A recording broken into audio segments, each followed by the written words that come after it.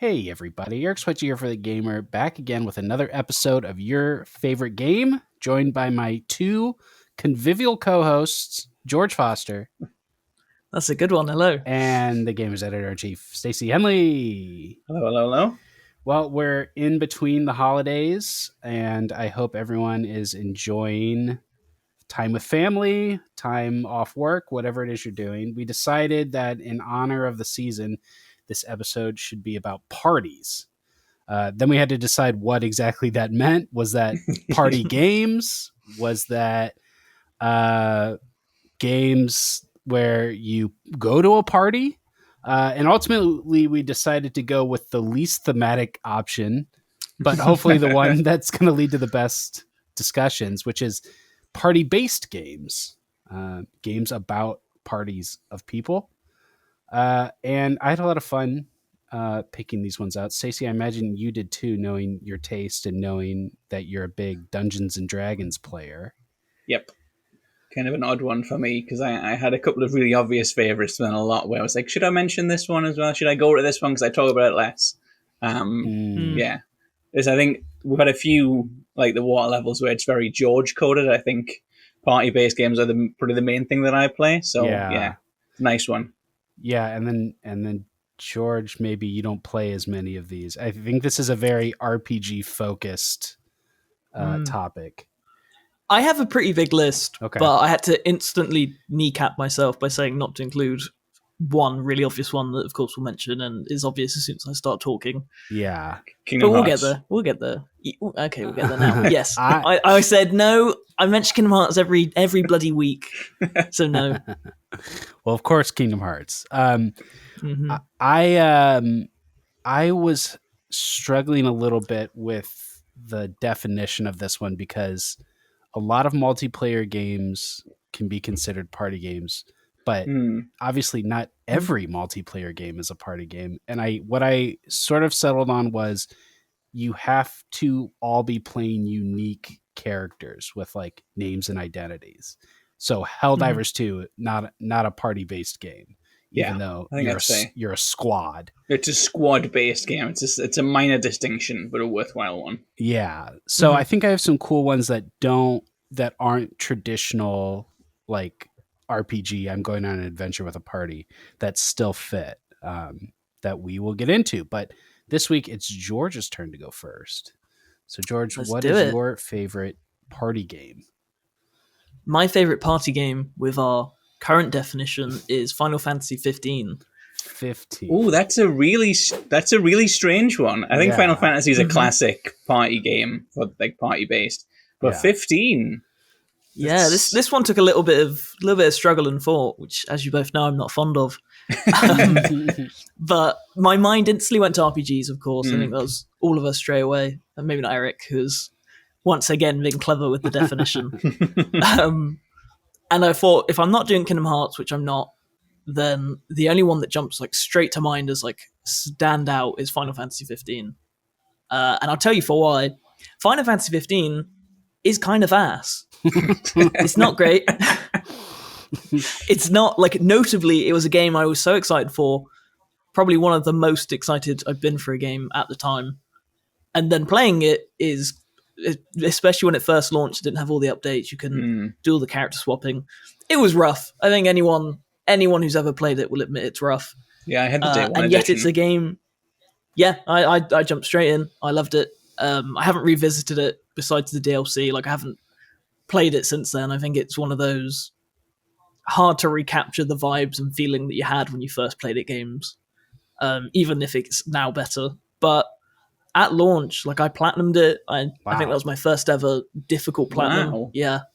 That involved rubber banding my controller. There was one where you had to get, I think it was Prompto's party skill level up by walking a certain distance. And to do that, unless you didn't want to like actually do it, you could just rubber band your controller, walk in circles. And I think I did that the night before Christmas Day that year. Why? I don't know. For what? Why do we do anything? If we start questioning that, what are we doing, you know? And that's a lot of anecdotes, as I like to call them, to say the reason I got through Final Fantasy 15 and the reason it stands out so much is because of its party members. The relationship between Noctis, Prompt, Ignis, and Gladio, it's the bros trip. That game is all about their connection, how they grow as characters. And I think the simplest way to put it is, like I said at the start, without it, Final Fantasy 15 is kind of ass, but with it, it's a journey. Like, it's really probably one of my favorite Final Fantasies, and it all comes down to how that group of characters interacts with each other. I mean, that makes it a good pick, right? Like, the reason you like the game is because of the party. Is that the most divisive Final Fantasy, you think? I don't know. There's a lot of divisive Final Fantasies. Yeah, it depends who you ask. That's definitely that. When I say I like Final Fantasy 15 to a Final Fantasy fan, the first reaction is usually, ooh. I mean, I'm not a fan by any stretch. I think I'm probably more of a fan than you are of the whole collection. But even then, compared to some other people here, I'd be in the bottom half of Final Fantasy fans at the gamer. I do love the party in 15, the relationship between the four guys at the heart of it. I think very of its era as well. There was like a lot of, it was around the time Stranger Things came out, and there was some other like stuff like that. There was a lot of kind of coming of age road trip style stories that were all at the same time. Obviously, the game starts with them pushing the car along. I think it does like rely entirely, I would say, even if it was a great game, even if it was like, as good as 7 or 12, it really relies on the four guys at the center of it. I do think that makes it a really I don't know, cool pick for this one, because you're not going, what's my favorite game that has a party? You're looking at the idea of party first and foremost, which I always like to do on when we do these chats. I mean, like, if you're doing it based on which of my favorite games as a party, again, Kingdom Hearts, get over it.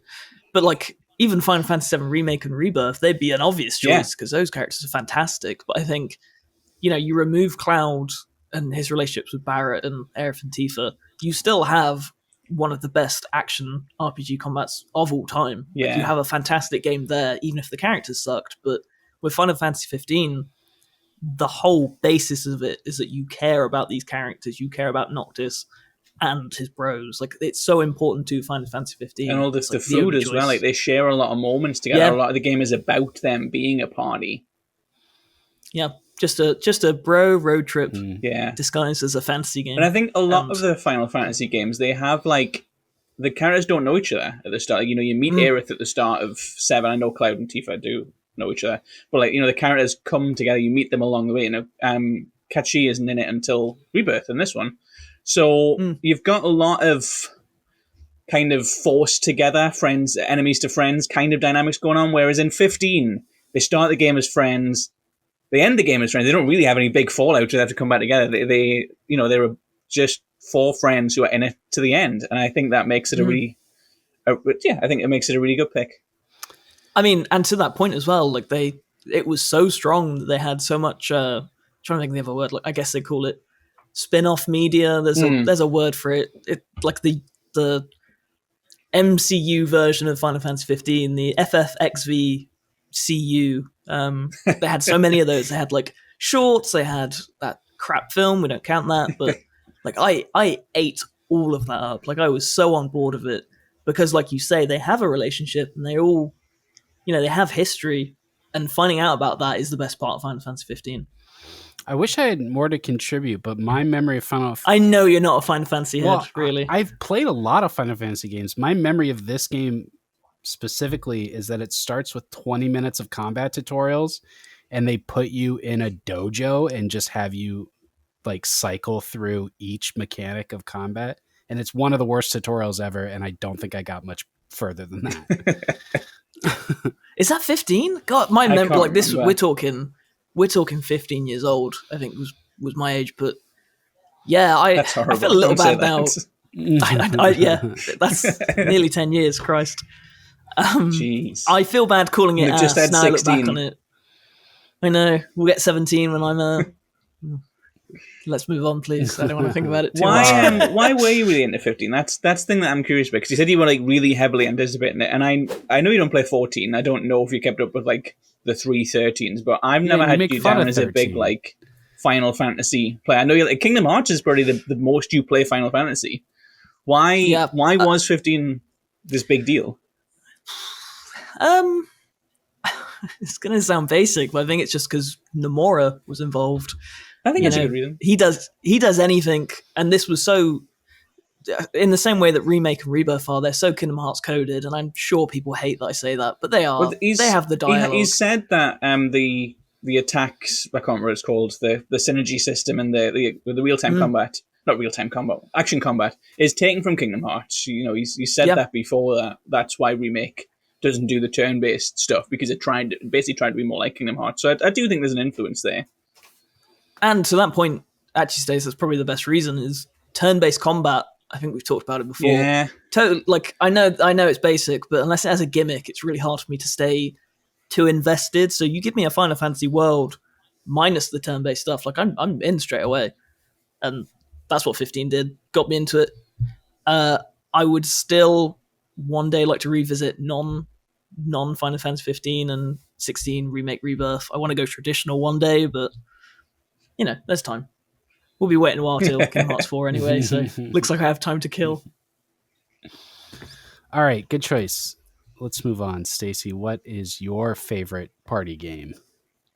So my favorite party game actually ticks 2 boxes because it also has a party in it, quite a big party, which is a little bit of a cheat actually because that's in the sequel. But my favorite party game is Mass Effect 2. Shocker. Good choice. Yes, good choice. When we did Snow, I said Red Dead 2 was one of my favorite games of all time. I think Mass Effect 2 is my favorite game of all time. I think if I was forced to pick one, it does kind of, these things always change, but I think Mass Effect 2 is just the one that you go to. It's just like the pepperoni pizza of, I don't always feel like it, but it's always going to be my favorite anyway. Yeah. That's a good way of putting it. Yeah, the reason 2 specifically for this question is all of the game is about a party. The first half of the game, you recruit people. The second part of the game, you do a loyalty mission to make them loyal. And then the end of the game, you take them on a suicide mission. And if they're loyal and you give them the right job, they'll stay alive. And if they're not and you don't, then they can die. And I think there's like 3 missions. The whole game is like 60 hours long. There's 3 missions that don't fit that very specific definition. Either finding someone or someone who you found asks you to do a thing. And these days that sounds very kind of played out. Like there's a million games that have that. I know that existed before Mass Effect, but I don't think any game was really built around it in the way Mass Effect is. It relies entirely on the strength of the characters, and there's so many really fascinating sci-fi tropes that they either play straight and do so well, or they subvert, or they challenge your expectations. They introduce really cool things into the lore with Mass Effect. Like the first game didn't have a lot of... I'm not going to say it didn't have a lot of depth, but you meet a very narrow crew, and they kind of fill... This is kind of standard tropes of aliens. In 2, there's a much wider range of people that you meet. There's different types of directions that you can take them in. And I just think the way the party dynamic works, I don't really replay games a lot because as we've mentioned, I play a lot of party-based games. It also means I play a lot of really narrative-heavy games. And I don't really invest in 70 hours of my time into a story that I've already seen before. I rarely rewatch TV shows. I watch a movie because it's 2 hours, but I don't really do that repeat binge thing. I do with Mass Effect because I know that if I make different decisions, even though it all turns out the same in the end, I can play different personality and I can, as a result, meet different characters. Even though it's still Thane, it's still Garrus, it's always still Jacob. Don't talk about Jacob. But the rest of the characters, they change around you in a really interesting way. And I think some of the way that they balance the dynamic of that is just something that I, certainly as a kid playing it, hadn't really seen before. And even now when I say it, it feels like a game is doing a Mass Effect impression. I play a lot of games and I feel like this is just a version of the most obvious one is the Veil Guard this year. I still think is just BioWare trying to recreate Mass Effect. And yeah, the way the party works together, both in the field and on the ship, I just think was ahead of its time and continues to be quite influential. I agree. Influential for sure. I just saw the Exodus trailer this morning, and it just looks like Mass Effect 2. Can't escape it. Technomancer was just Mass Effect. Yeah. Even games that aren't sci-fi. I think a lot of games where you kind of recruit a person and they don't really like you, then you have to get them on side. There's a lot of like traditional fantasy games that do that. I think it would be harsh to say Baldur's Gate does that because they take in a completely different direction and they incorporate D&D lore really well. But you meet people who don't really like you. They say, "Oh, I have a problem that needs solving." You solve it for them, and they like you. And also, you can kiss them. That's Baldur's Gate doing Mass Effect. Right. I think just a lot of RPG roads just lead back to it. Yeah, it's interesting how much Mass Effect 2 really broke mainstream with the party game because, the traditional RPG is very text heavy, very hard fantasy, and it I guess it comes from tabletop and then it evolved into like the CRPG, and it's a very niche thing. And then I guess the other branch would be like the JRPG, this Super Nintendo Chrono Trigger, Final Fantasy. But then Mass Effect is like AAA Western, big budget. Like it just feels like it reached such a wider audience than party-based RPGs ever had before. Yeah, it reminds me of June in that regard. Obviously, we've just been doing our movie list for the site, June 1. And June's one of those things that it takes such really heavy themes, but it makes them so approachable, and it feels like an action movie. It takes this kind of thing that is really complex and deep with lore, and it makes it understandable and exciting without dumbing it down. And I think that's what Mass Effect did. The lore of Mass Effect, the depth of emotions, the complexity of the character motivations, they're no less convoluted. Not convoluted sounds negative, but they're no less layered in Mass Effect than they are in go back to Bioware's other games, than Dragon Age, than the original Baldur's Gate, even than the early kind of Final Fantasy games. But they made them more exciting to somebody who would be put off by pages and pages of text. Part of that is obviously the technology, the performance, but I think they found a way to really inject that type of storytelling into a much faster paced game. And I think it's the way that they surprise you with things that really works. There's a couple of standout moments, I think, for that kind of underline why I think Mass Effect 2 is so successful. The first one is Jack. Jack, if people haven't played the game, Jack is a convict. You have to recruit her you basically get her out of prison. You kind of half break her out, half pay to get her out. And she's like this uncontrollable beast. She's known as the psychotic biotic. And her story then is, she was experimenting on her as a child. There's kind of a reason for this trauma. She's got a lot of righteous angst. And she's been abused and mistreated and, involved in cults and all those sorts of things all of her life.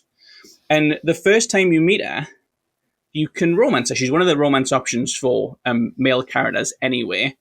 And the first time you meet her, you can sleep with her. But if you do, she will never trust you. That bridge is kind of burned forever. So it kind of dangles this reward of, we have this really hot lady, and you've just recruited her, and, you can be like big action badass, sleep with her in the hold.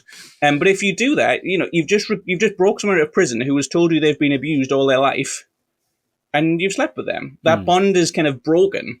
And I think that's a really cool way of making you consider the decisions that you make. It's not just a case of get some good guy points or get some gold. There's a real heart to that decision, and I think that's why it matters. Cool. I mean, you mentioned Stace, the suicide mission, and to this day, I still can't think of a game.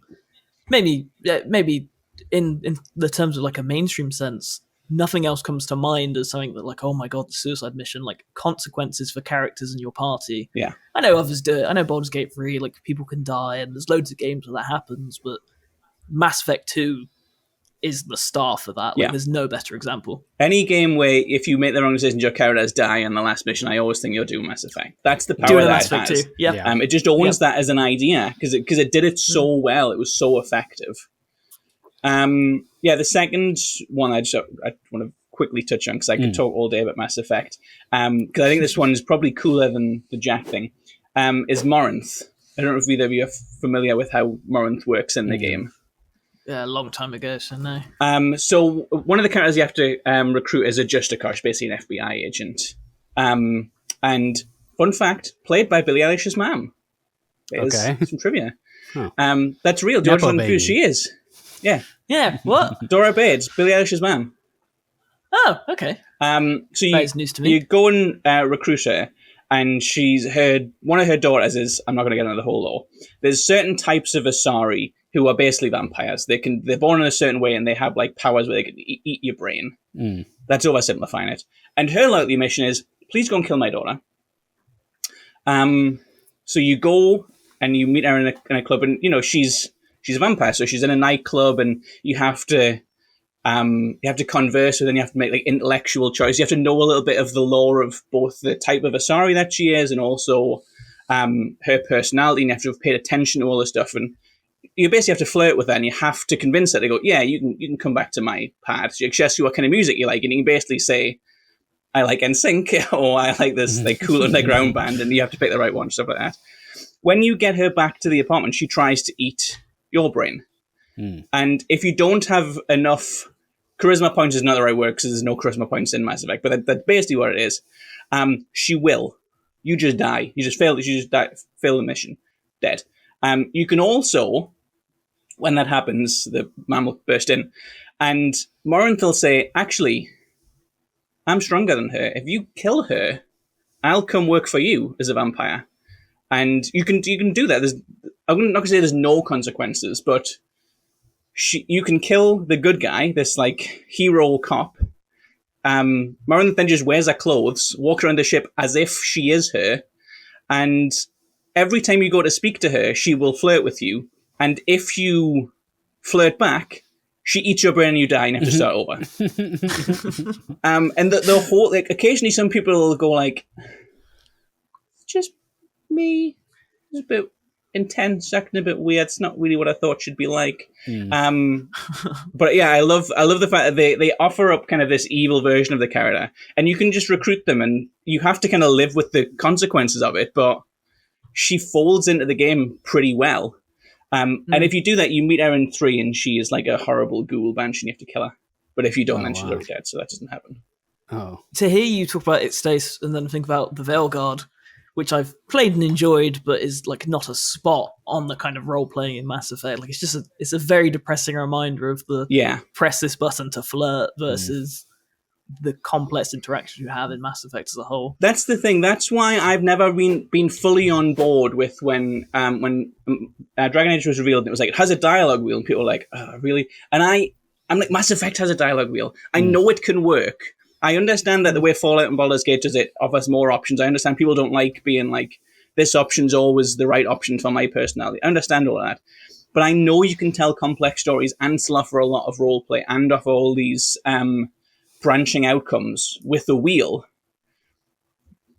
But they don't. Like, the Veilguard is doing a Mass Effect 2 impression the whole time. The characters don't have that kind of dark. They would never let you do a Morinth in the Veilguard. God, no.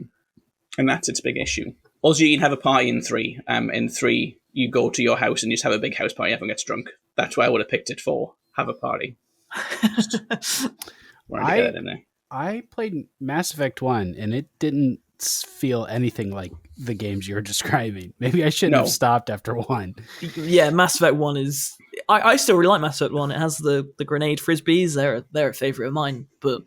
You're missing out so much if you should play 1 to set up 2 and 3. Yeah, that's probably the way to view it. It's definitely a different type of game. Mass Effect 1, I think, even though you can see, like at the time, it was so much more of an action game than BioWare ever done. Going back to it and looking at it in context of the whole catalog, and you add in like Dragon Age 2 and the Veilguard especially, it's a tactical game. It's still a Dragon Age Origins, Baldur's Gate, Jade Empire style game. Neverwinter Nights. I mean, these guys did. It's still kind of rooted in that. It's basically, what if we added guns to a tactical fantasy RPG? And Mass Effect 2 is, what if we added a tactical RPG to a shooter. And I think that's the direction they stayed in. George is right. You need to do it to set up the story to an extent, but also there are some massive decisions you make in 1 and 2 and 3 are worse. Because if you import you can just start at 2 and the game will say, "Oh, we'll make decisions for you." Deliberately, the game makes all the worst decisions, so you miss out. Right. So it was like, oh, this really cool character who rules an empire. Yeah, you killed him in the first game. Sorry, he's not in this series anymore, and he's a fan favorite. So yeah, you do miss out a little bit if you and you can't romance Liara in 2 if you don't play 1 either, which is you would love it, Eric. Mm. I'm shocked that you haven't tried 2 and 3, but 3 is divisive, but as a whole for the series, I like so 3. Worth it. I think I just got through 1 I like 3. and was burned out. I couldn't jump right in. Yes, I think that's fair. Yeah. I played through Legendary Edition again, and I loved it, and I didn't finish 3. More so because some other game came out that I had to cover, but I've finished 3 several times on the original version. All right, well done. Now me.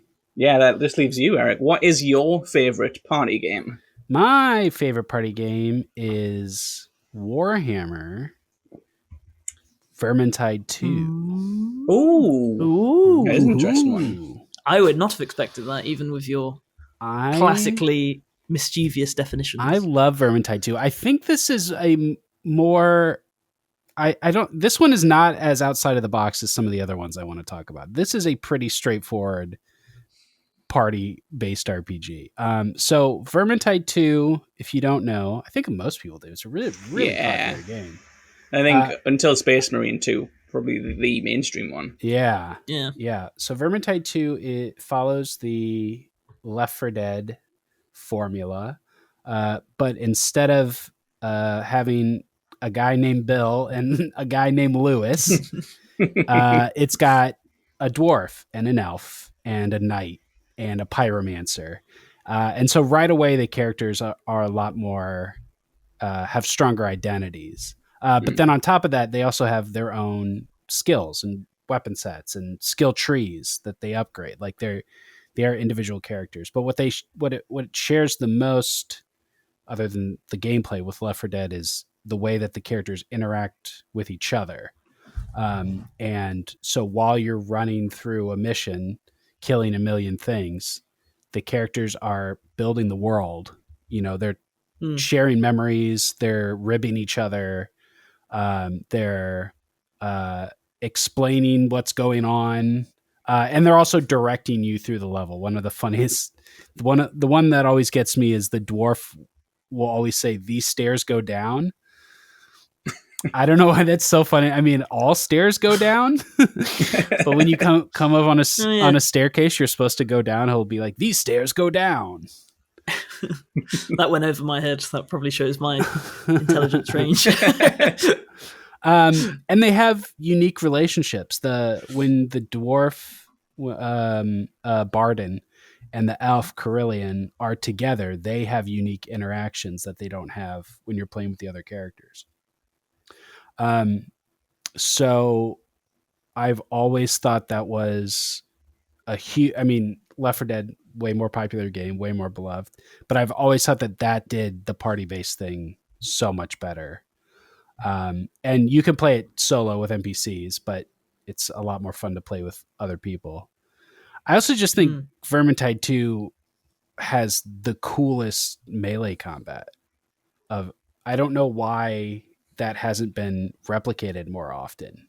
Just like the weight of it, it's just so much fun to bash rats in this game. And I know Chivalry is kind of similar. That's like a straight up PvP game. Yeah. But no one has ever gotten the weight and physicality of like first person melee the way it's like Skate has, but for melee. Like the way Skate does, like you control your feet and do the tricks. Yeah. It makes it a lot more like tactile. Yeah. It's also just such a cool world. Like the premise of Vermintide is that it's the end of the world and there's no way to stop it. It's a rat apocalypse. But that explains the name. Vermintide. Yeah. The rat men are called the Skaven. And Warhammer's really complicated. I'm not going to explain all this stuff, but these are 5 heroes that aren't going to go down without a fight, even though they know this is the end of the world. They're not going to let a bunch of rats overrun them. So they're going to kill as many minor gods as they can before it's all over, which is just really cool. And it gives it this really, just kind of a hard edge to the whole thing, you know? It's just, I like that. Very, very Left 4 Dead. Now you mention it, that's on my list for later. Yeah. As one that stands out to me. I've never played Vermintide, but you saying about the melee and the party mechanics, like I didn't know that was really a thing, and now I'm kind of sold. That sounds like they all have different weapons and they all feel very different. There's two of the characters are range focused. The pyromancer has different fireball attacks, and the elf has different bows, a bunch of different bows she can use. Of course. But for the most part, you've got, you know, dual wielding, 2-handed weapons, slower weapons, faster weapons. And a lot of the progression in the game is just unlocking new weapons with new traits and learning how the play style changes with different kinds of weapons.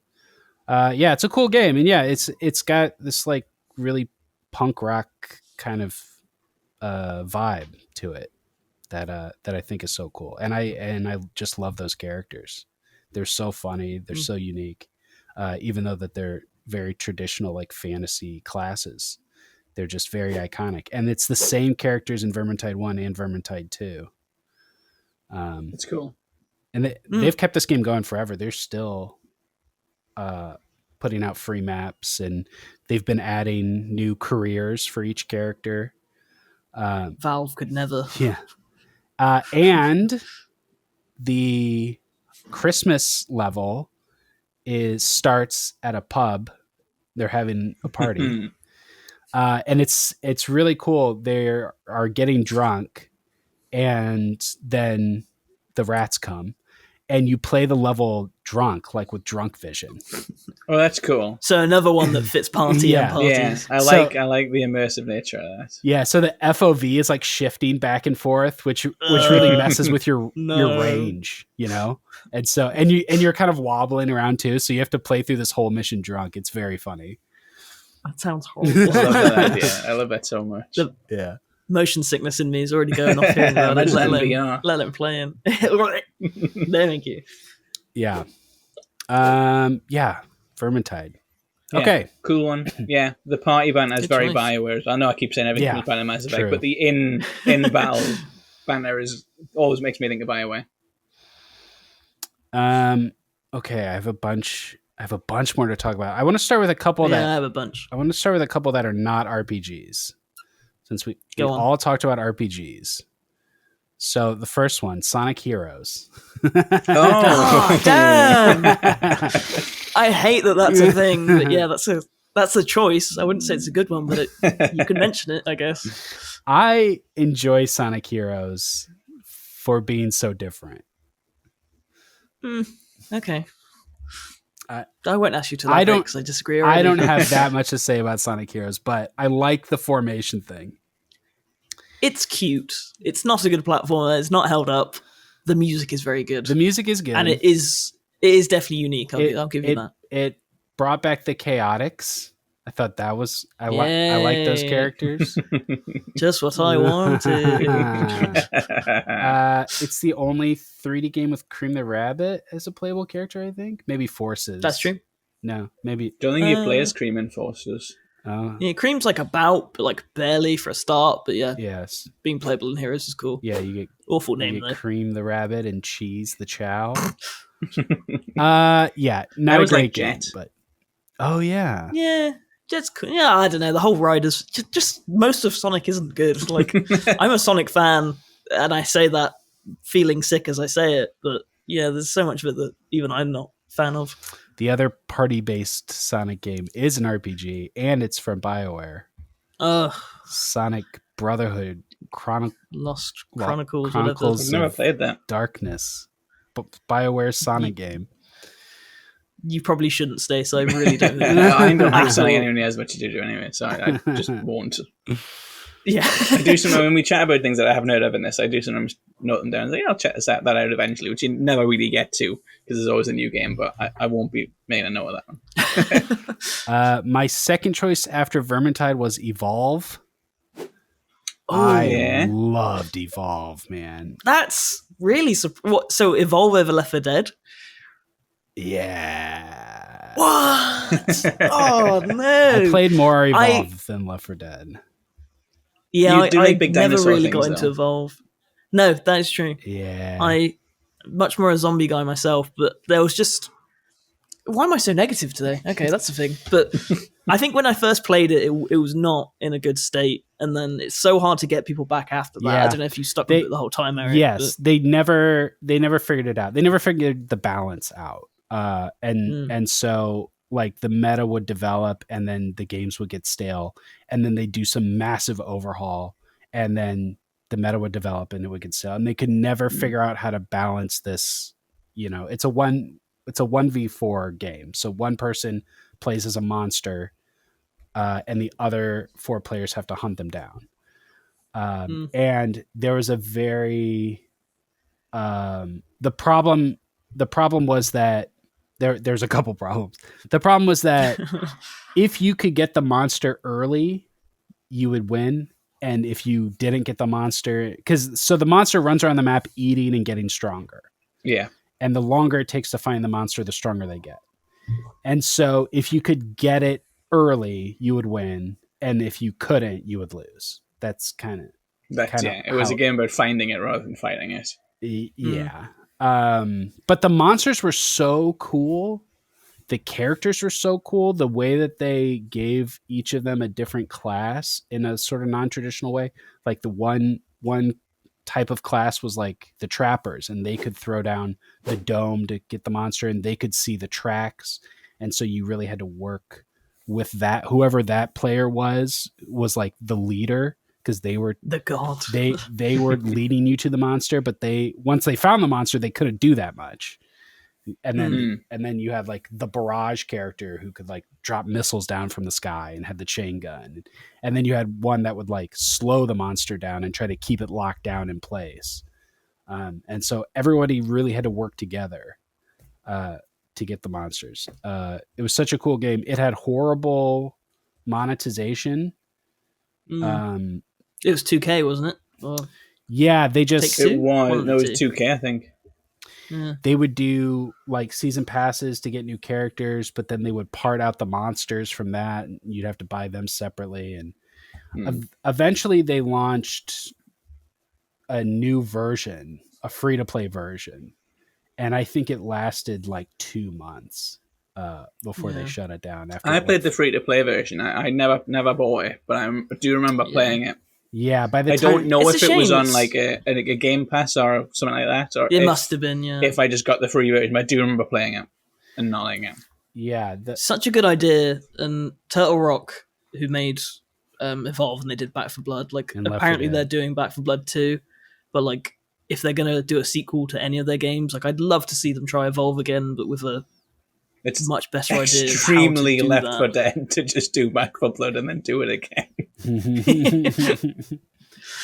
They won't get to free though. We all know that. Well, yeah, by the time it went free to play, it had changed so much. Everyone was a trapper. Like every class could throw the dome down and see the tracks. What?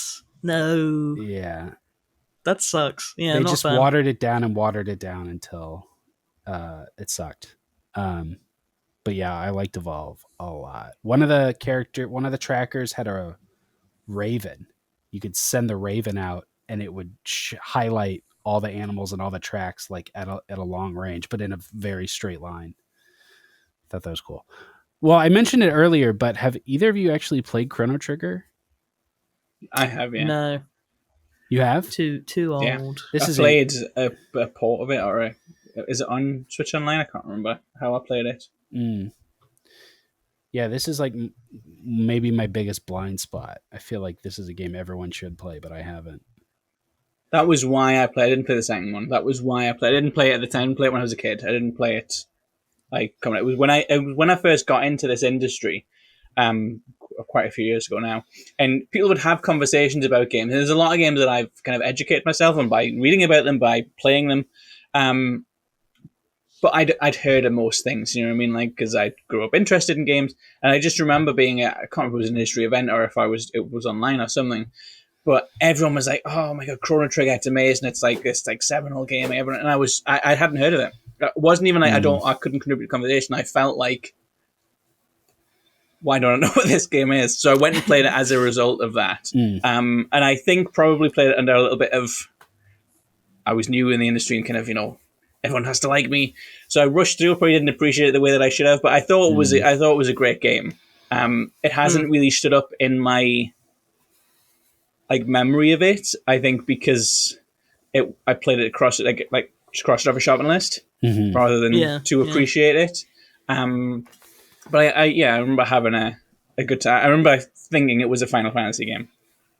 But that was kind of my takeaway from it. Gotcha. I'm sure a lot of fans out listening to this thing, that's a terrible thing to say. I'm horribly ignorant, and it probably is. But the mindset I was in at the time was just like, you got to get through it. I don't think I feel like that anymore. Although I do always try to play all the games that come out in a year. I've got a couple of ones. I'm not sure if you guys know that well. Have you ever played For the King?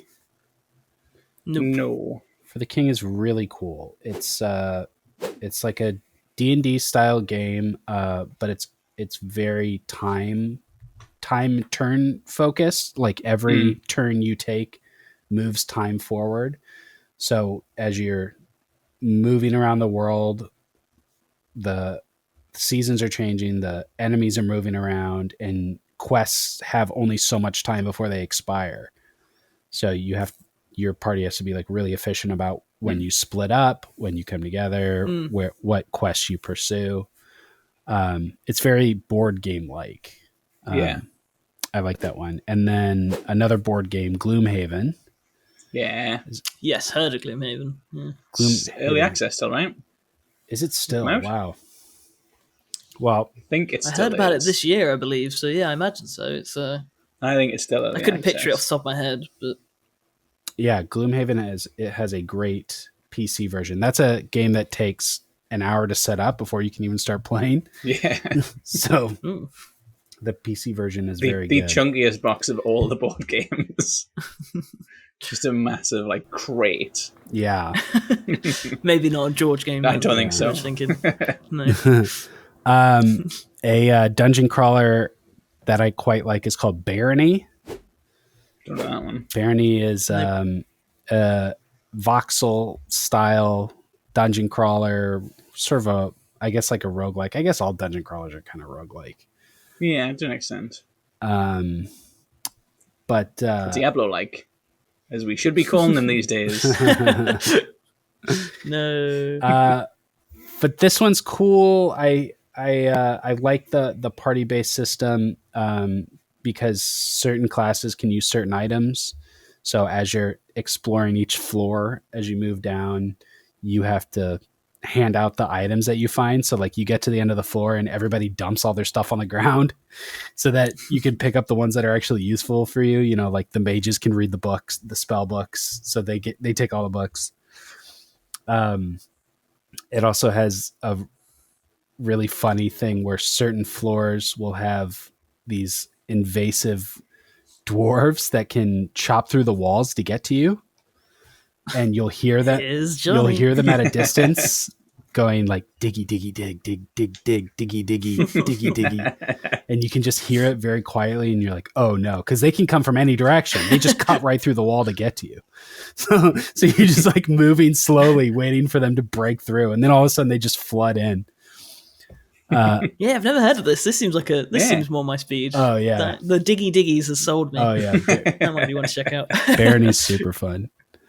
Have you played Darkest Dungeon? No, actually. I've heard of it. Not really a George thing again. Yeah. Oh, I haven't. Okay.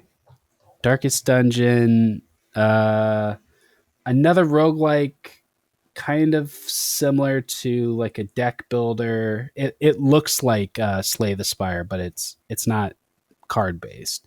Yeah. Just sort of a hardcore turn-based RPG roguelike.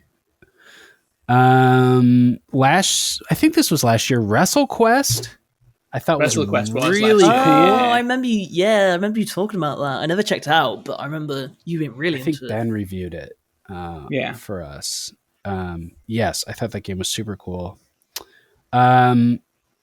I don't want to just keep going through games nobody's played, but I have to talk about Wildermyth.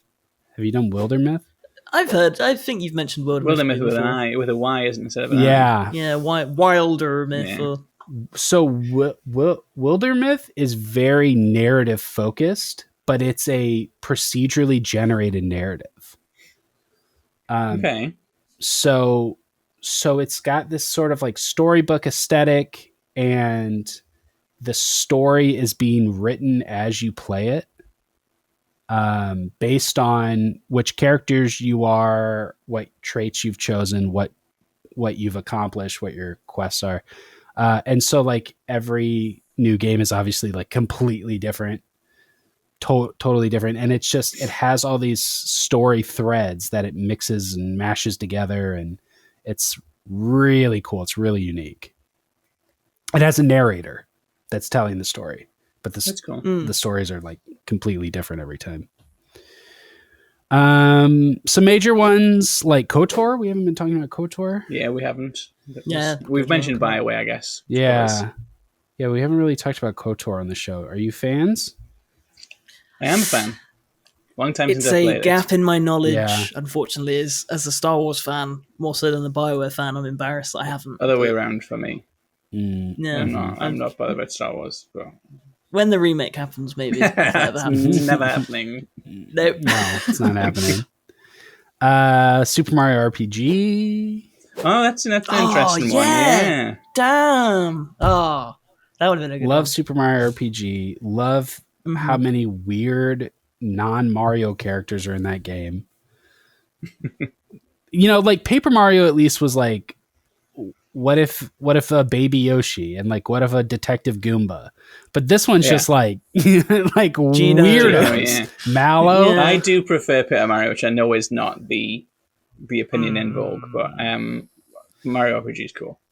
Yeah. I like it. Of course, this year's Dragon's Dogma. Yeah, Dragon's Dogma was on mine, I think. The pawns. That's really unique with the pawns. It's a little fringe as far as part. Obviously, you are a party of three, I but would struggle to count it. I think. I think Metaphor is a better example from this year. Yes, Party's done really well. Yeah, I nearly did that, but I didn't want to pick a one from this year. I think that's. I'm surprised you didn't go Persona, Stacey. Persona was on my list. Yeah, a lot of hedges. Persona, obviously, like a dragon. Just parties God. fantastically. I think Infinite Wealth probably the best. A lot of mine were really massive RPG, really big obvious RPGs. So yeah, I thought about Persona, obviously Dragon Age, Baldur's Gate. Metaphor, as I mentioned, Baldur's Gate. Oh my god, yeah. We were talking about it a couple of weeks ago, and it's not an RPG, it's an SRPG or a TRPG, but Fire Emblem is another one. I think the way Three Houses does party is really cool because in the first half, you recruit people to just like, oh, I'll teach you in my class. You can come and join my class. I like your powers. And you just kind of go with, like, the first time you play it, you just kind of go with people that you like, oh yeah, you're cool. You come join my team. And then the second half, there's a war. And like, if you didn't recruit them, then they're on the other side of the war. And you're going to need to kill them. So I think that's a really cool way of establishing, you've got a kid, basically, because you're a teacher, you've got a kid in your class, and you go, I'll trade you out. I don't really care for you, Caspar. And then the war happens and you have to kill him. You're like, oh, I used to teach you home ec. Stab. So yeah, that's a really cool way of doing a party. Yeah. But yeah, all of my examples were pretty obvious. Child of Light was the only one that I had that wasn't a big, massive, huge brand name RPG. Child of Light. Yeah, might have now one? all been said. Yeah. Oh, okay. It was turn-based 2D combat. The cool thing about Child of Light, though, is all of the different attacks had, like, I guess speed is the word I would use. So if you used one attack, that was like a heavier attack, it would take you longer to do it and to recharge. So you'd have to kind of factor in which characters do you want to be your heavy hitters who are left exposed, and which ones do you want to kind of stay back and fight more often. So you had to balance between, is this an enemy a bit of a kind of glass cannon where you need to get lots of hits in really quickly? Or are they more of a tanky character where actually... Sorry, if it's a glass cannon where you want to get really hard really fast, or is it a tanky character where you actually want lots of little attacks so you can still defend yourself? And I think that the way of balancing that out, it's purely a mechanical thing.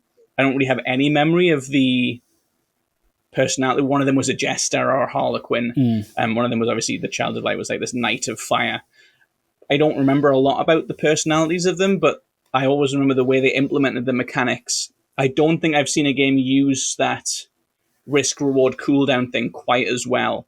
And I think the 2D Ubisoft games are really, really overlooked. You know, Valiant Heart's in that category as well.